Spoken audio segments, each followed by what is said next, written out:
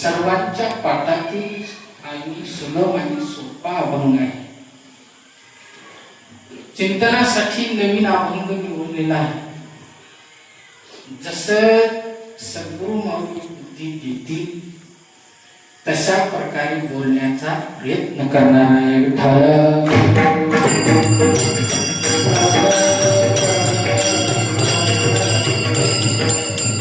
जसं माझ्या बुद्धीला जमल वेळ वाकड तसं बोलणार आहे. आपण पहिलीच वेळ सिलेक्ट करू.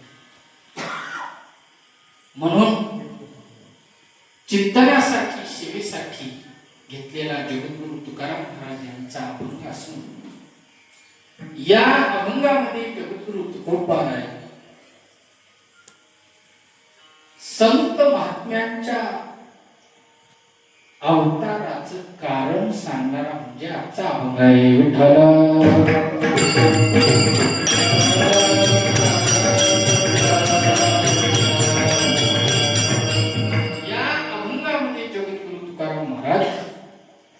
संत महात्म्यांच्या अवताराचं कारण सांगतात.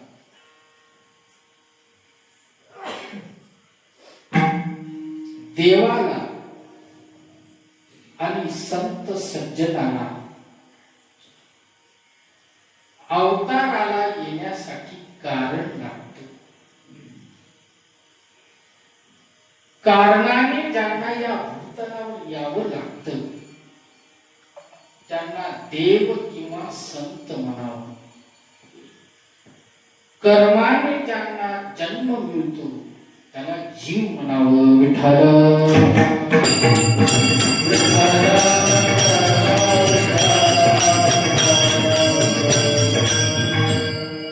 कर्माने ज्यांना जन्म मिळतो त्याला जीव म्हणावं. कारणाने ज्यांना या भूतलावर यावं लागतं त्यांना देव किंवा संत म्हणावं. आता आपण जन्माला जे आलो ते काही कारण घेऊन आलो का कर्माने जन्माला आलो?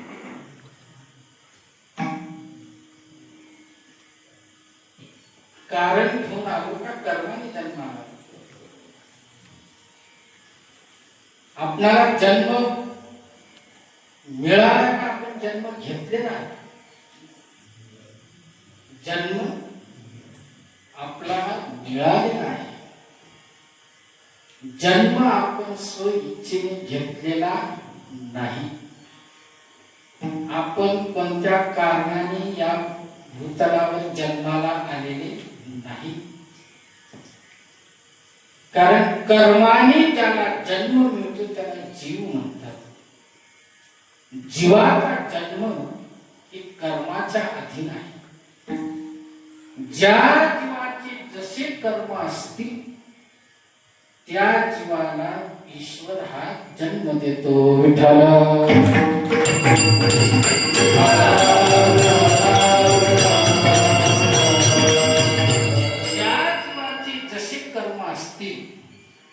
त्या कर्मानुसार त्या जीवाला योनी मिळत असते. मागील कर्म जसे आपले असतील मागील कर्म फल भोगता भोगता भोगता जर आपले कर्म जर शिल्लक राहिले असतील तर पुन्हा ते कर्म फल भोगण्याकरिता ईश्वर हा त्या जीवाला पुन्हा जन्म देतो. कारण कर्म वाचून जन्म मिळत नाही. अधिक पाप असेल न्यून्य पुण्य असेल तर त्याला पश्वादिक योनीमध्ये जन्म मिळतो. कारण अधिक पाप असेल आणि कमी पुण्य असेल त्याला पश्वादिक योनीमध्ये जन्म मिळतो. अधिक पुण्य आहे आणि न्यून्य पाप आहे म्हणजे नकळ पाप आहे. अधिक पुण्य केलेलं नकळत पाप असेल तर त्याला उत्तम लोकांमध्ये दिव्य देह मिळतो. पाप आणि पुण्य जर समान असतील तर इह लोकांमध्ये मनुष्य जन्म मिळतो. विठ्ठल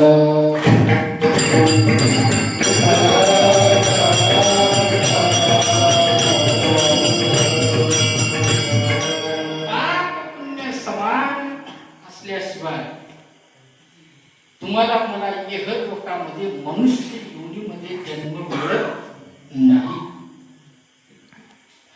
म्हणून ज्या जीवाची जसे कर्म असतील त्या कर्मानुसार ईश्वर हा त्या जीवाला जन्म देत असतो. आगा कर्मी जै उरावी तीही सुखदुःखी फळावी भोगावया यावे तिहायका. मागील कर्म फल भोगण्याकरिता तुम्हाला मला जन्म मिळतो. आता ते कोणत्याही योनीमध्ये जन्म मिळो, पशु योनीमध्ये मिळो, पक्षामध्ये मिळो, ना उत्तम लोकांमध्ये मिळो, ना मनुष्य जन्मामध्ये मनुष्य योनीमध्ये मिळो, कर्म फल भोगण्याकरिता आपल्याला भगवान परमात्मा जन्म देतो. कारण कर्म फल जोपर्यंत संपत नाही तोपर्यंत आपले जन्म टळत नाही. विठ्ठला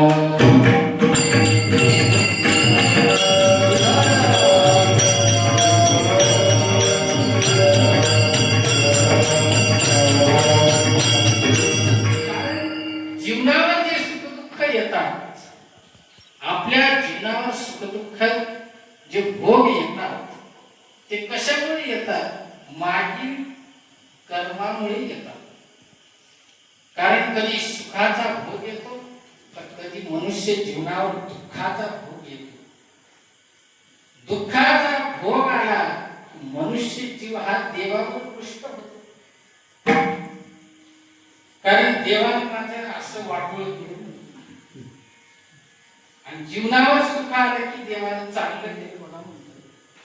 आणि जीवनावर काही दुःखाचा प्रसंग आला की देव माझ्यावर रुष्ट झाला असं म्हणतो. आपल्यावर देव कधी रुष्ट होत नाही. कारण सुख दुःख भोगाला कारण असेल तर मागील जन्माचं कर्म आहे.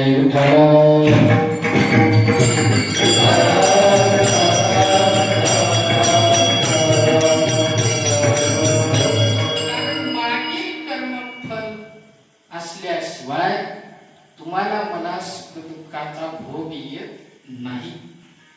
भोगतो ना घडे संचिता वाचुनी भोगतो